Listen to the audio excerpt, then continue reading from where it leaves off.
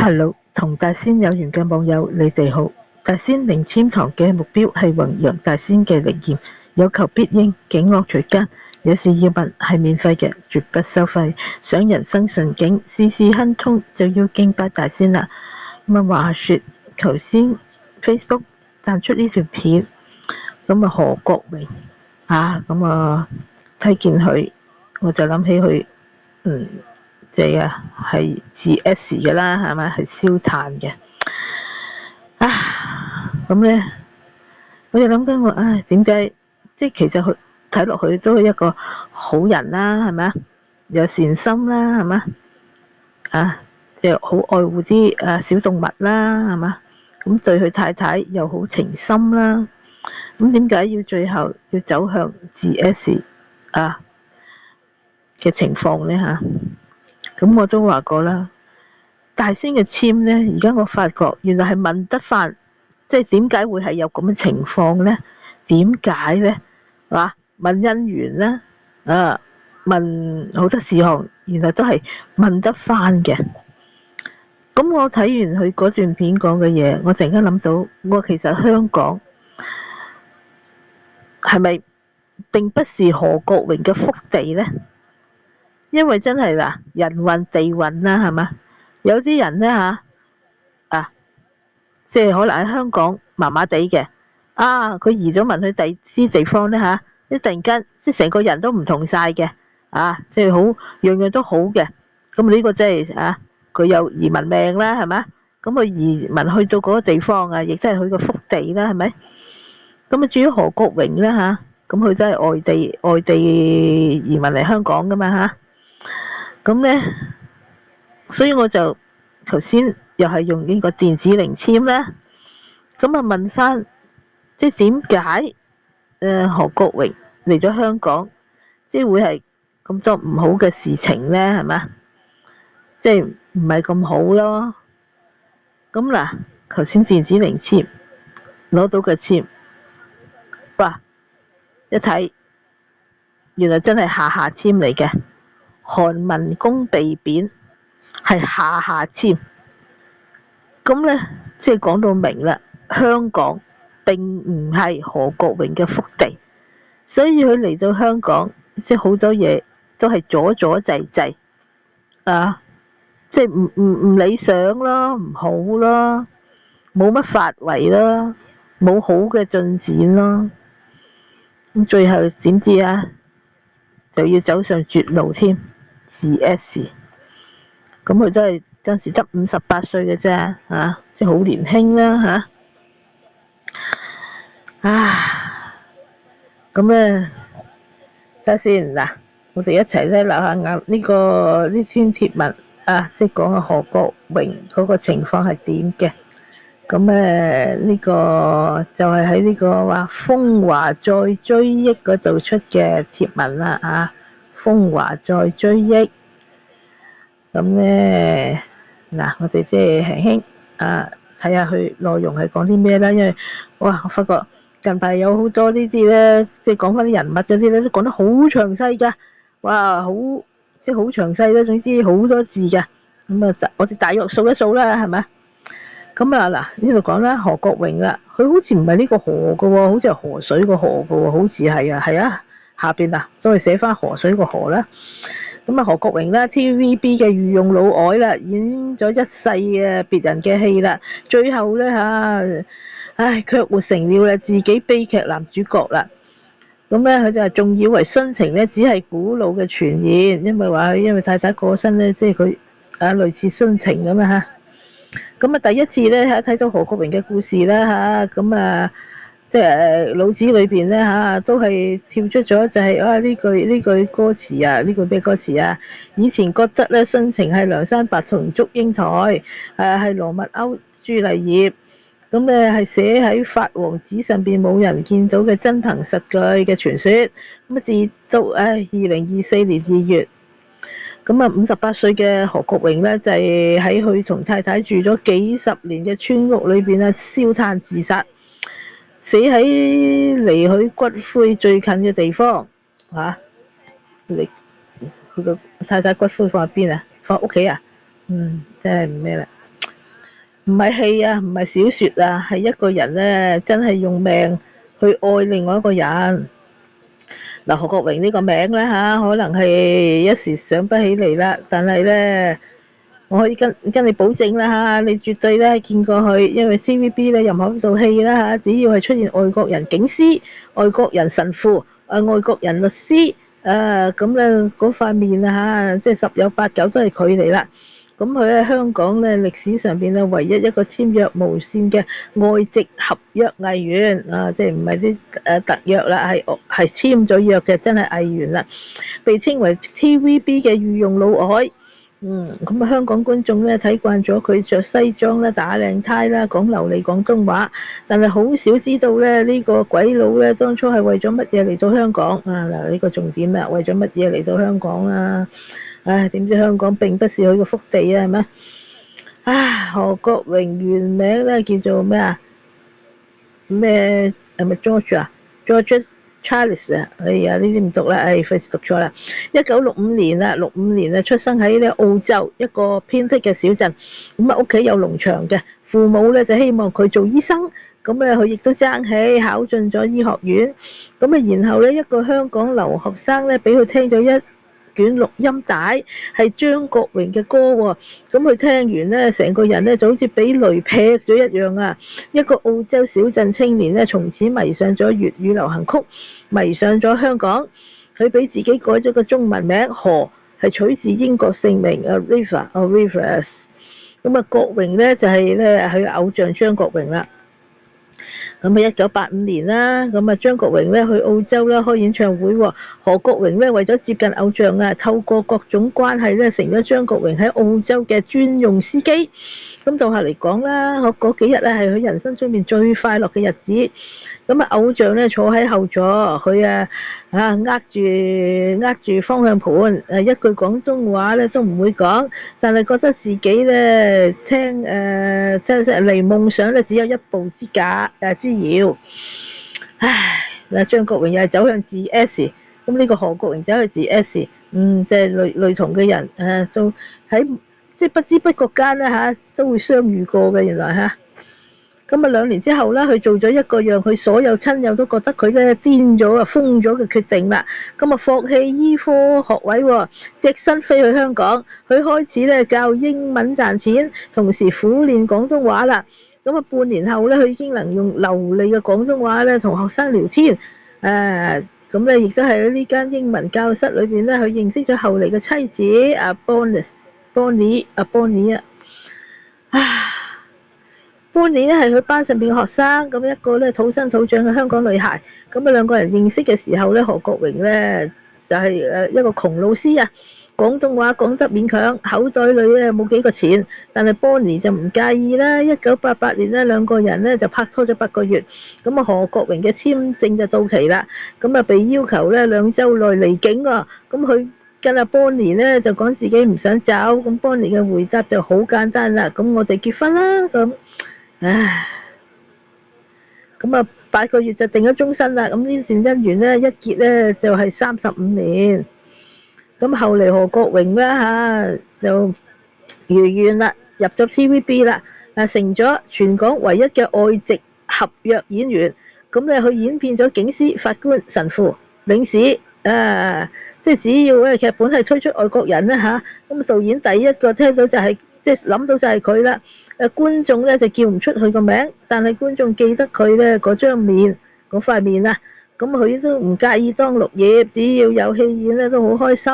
我唔需要做主角，但只想演戲。我愛香港，呢個係我唯一嘅夢想。但係 Bonnie 咧有先天嘅心臟病咁醫生警告咧懷孕生育咧隨時就冇命嘅。咁何國榮咧幾乎就冇猶豫直接做咗結紮手術。我唔能夠讓佢咧冇任何風險，佢係我嘅一切。對外佢只說自己咧係丁克，即係唔提妻子嘅病情，唔讓任何人咧用異樣嘅眼光睇佢太太啦。咁冇孩子嘅家啦，咁佢哋領養咗一隻又一隻嘅流浪犬啦，前後收養咗13隻。每一隻都有名嘅，每一隻咧都係佢哋嘅仔女。佢同太太咧就時時一齊即係放狗啦，一齊煮飯啦，一齊睇 TVB 啦。咁啊，佢曾經講啦，佢話佢唔需要咩豪宅跑車，只要翻到屋企咧睇到佢同狗狗咧，佢就覺得呢一生咧已經賺咗啦。咁啊，鄰居咧就話佢哋兩夫婦感情好到好到好不得了啊！結婚幾十年出門咧，仲係手牽手。咁啊，村口賣菜嘅阿嬸咧都認識，佢話嗰個鬼佬仔啊，同佢個太太咁喎。咁到晚年啦，Bonnie 嘅身體越嚟越差啦，最後嗰段日子咧，何國榮幾乎推掉晒所有工作，日夜守喺病床前啊餵藥啊、擦身啊、換床單啊，乜嘢都係自己做啦。有人問佢點解唔請看護，佢話我怕佢咧醒來睇唔見我。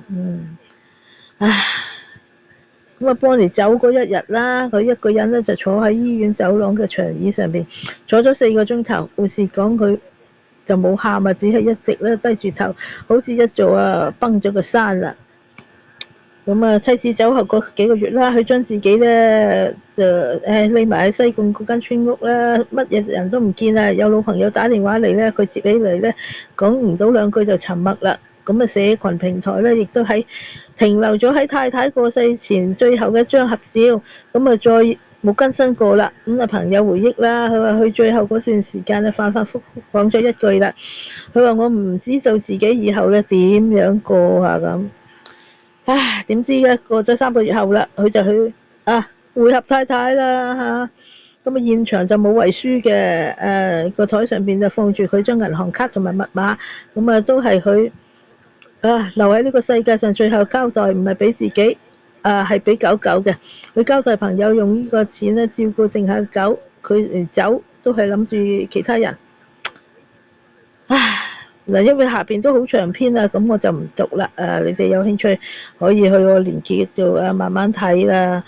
咁嗱，講翻啦，最緊要咧講翻啦嚇。咁我哋話啦問大仙嘅籤咧，可以問得翻點解何國榮即係香港會走上咁嘅絕路咧？係咪？而且樣樣都唔係咁順暢，咁唔如意咧？係咪？咁原來咧真係問得翻嘅，支籤真係問得翻嘅，唔係講笑嘅嚇。咁我嗰度我都留咗言啦，我香港咧唔係去福地啊。咁嗱，我哋一齊咧嚟睇下嗰支籤啦。點解話香港唔係去嘅福地啦？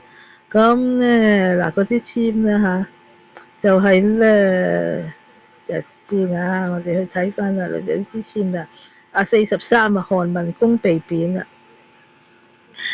咁咧，立下眼，你話唔係答我世界啦真係韓文公咁佢係男士啦，係嘛？咁韓文公男士啱啦，下籤嚟嘅，即係佢嚟到香港，等於係被貶啊！咁你話幾差咧嚇？即係原本佢喺澳洲都有機會做到醫生嘅，咁但係佢揀咗嚟香港，咁結果就真係樣樣都唔老禮，唔順暢啊！咁主要我哋睇啦呢支籤問到個運勢啦財不遂喎，肯定財不遂啦，名又未通喎，肯定都係啦。謀望又空啦，即係佢我要嚟香港發展啦，謀望係空嘅咁咧行有咗喎分就莫問喎。咁其實即係睇咧，佢同阿 Bonnie 嗰個結合都唔係好嘅即係唔係好啦，總之咁宅運就滯喎家宅嘅運程又唔好喎即係凡有事咧都應該要仔仔細細啦，係嘛？咁咧佢哋嘅流年咧就係兇險較多啦，阻滯重重啦咁天時咯喎講事業即係佢嚟香港發展啦，係嘛？天時地利驅失都冇㗎。咁唯有自己努力啦，咁但係努力始終都即係香港唔係福地努力都冇用嘅，係嘛？財富啦，求財甚艱難喎，收入咧亦都可能咧減少啦，越做越少嘢咁少啦，係咪先？要準備過緊日子。至於自身啦，話佢是非多，容易得罪人，咁呢個我就唔認同嘅嚇，感覺佢都唔係嘅，係嘛？即係先等佢先配合翻佢個情況㗎啦嚇。嗱，姻緣啦，愛情路上坎坷不平，咁都可以講係坎坷嘅喎，係嘛？太太原來係有先天性心臟病，咁啊最後仲病走埋，咁啊佢又跟埋太太走啦，係嘛？嗱，移居啦，佢由澳門移，唔係澳門，移澳洲嗱，移居嚟呢度啦，勉強轉換環境係勉強嘅，夾硬嘅。新嘅地方咧更加艱辛，咁啊呢句真係非常配合啦。新嘅地方更加艱辛，絕對係啊。咁啊，名義呢個唔啱佢啦，唉。嗱，風水啦，暗示精財區失滯啊，唔好咯。總之揾嘢亦都難得啊，想揾名揾利揾財都難得，唔容易得。自身辛苦啦，至於是非多唔多呢個唔知啦，總之都係辛苦啦，係嘛？不過做但係又收入唔多，係嘛？呢天時出行咁。講出行，即係由澳洲走嚟香港啦，係嘛？零簽暗示時勢甚難成，唔好啦。總之，總之嗱，佢支簽咧就係下簽嚟嘅，即係絕對吻合佢嚟咗香港之後嗰個一路嘅情況啦。最慘就係下簽啊嘛，如果下簽一路都唔方係會即係好啦，係咪先？如果咪點會下簽咧？啱唔啱啊？所以咧，真係覺得好咩咯？一先就想揾翻佢嗰篇嘢睇先，去翻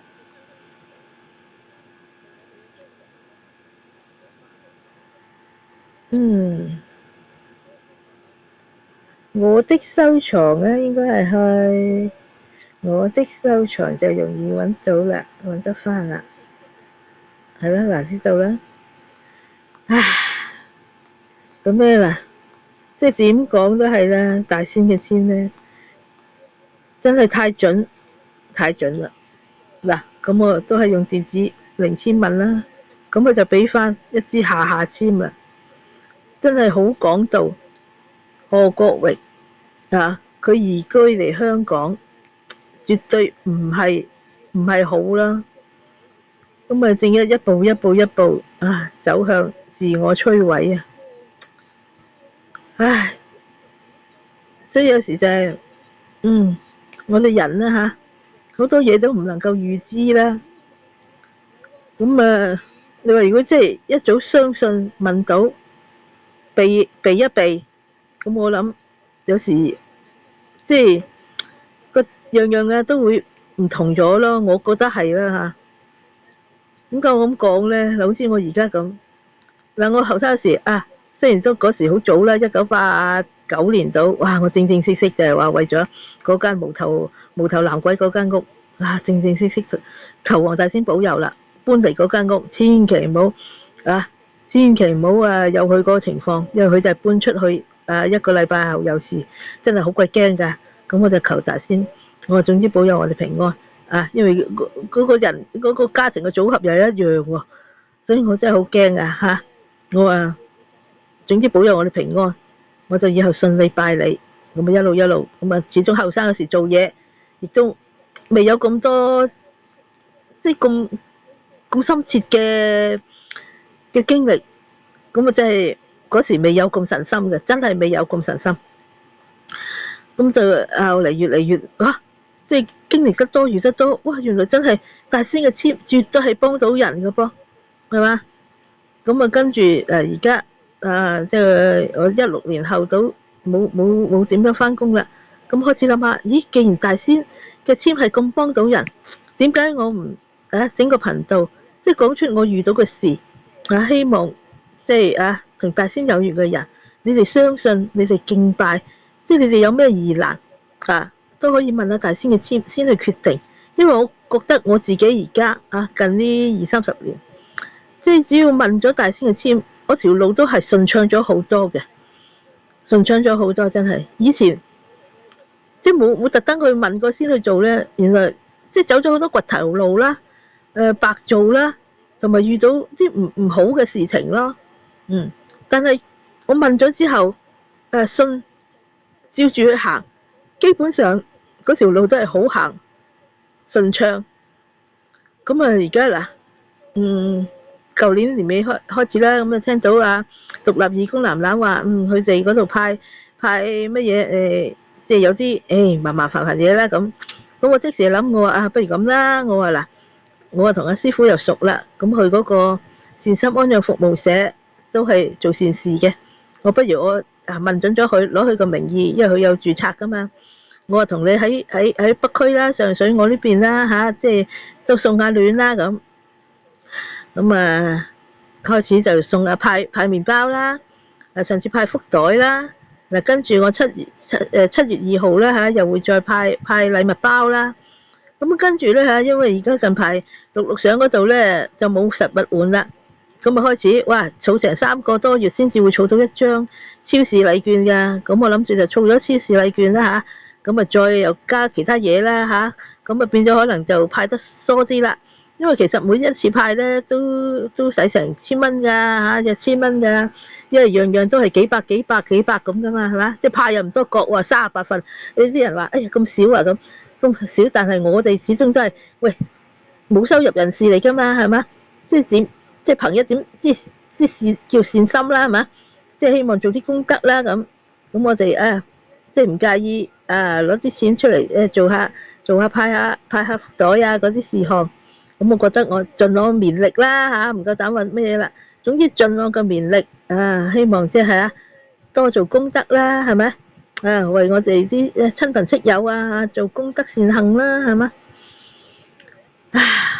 咁喺呢度咧即係我再次講啦大仙嘅簽咧，只要你信啦真係好準嘅，照住佢嘅指示去行咧亦都唔會點樣有錯失嘅。咁何國榮佢嘅一生即係冇法啦，係咪？咁佢始終嚟咗一個香港，唔係一個旺佢同即係對佢有好嘅地方，咁冇法子係嘛？咁咧佢喺呢度唯有咧，即係祝佢即係投胎轉世啦，去到一個好嘅地方啦，好嘅環境啦，係嘛？係咯，真係有時人嘅嘢冇法子嘅，即係知命認命啦遇到好嘅神就不妨去敬拜去信奉咁咧使到自己人生啦即係順暢啲好運啲唔好話太多阻滯，令到自己咧即係活得唔開心啦。咁我真係好衷心希望可以同大仙有緣嘅人，你多啲睇下我嘅片，我嘅片絕對係真實，冇作假，冇假嘅。咁我好希望，我好希望即係個心唔係壞嘅人，你哋咧都可以有福分遇到一啲幫到你嘅神靈幫到你哋即係活得好人生活得好，活得精彩唔好話成日都硬係唔順暢唔老禮即係走晒冤枉路遇到啲唔好嘅嘢唔好嘅人咁，即係我好衷心希望即係有善心嘅人啦唔好係成日諗住害人嗰啲人啦即係你哋咧只要有善心，你哋自然咧即係會遇到一啲好嘅事、好嘅人好嘅神咁希望大家都好生好運啦。